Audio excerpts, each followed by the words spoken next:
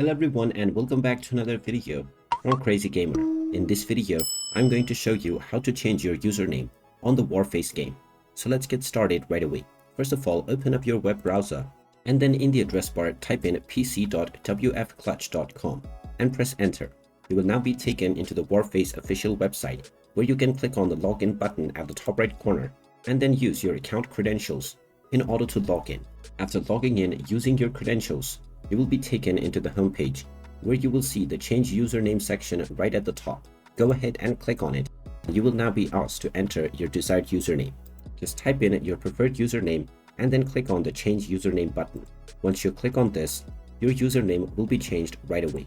After you have changed your username for the first time, this option will now disappear from your home page and you will need to go into your My Profile option and click on Account Settings and change your name from here. And there you have it. That is how easy it is to change your username on the Warface game. If you find this video helpful, make sure you hit that like button and subscribe to our channel if you haven't done so already. Also ring that notification bell to never miss another update from us.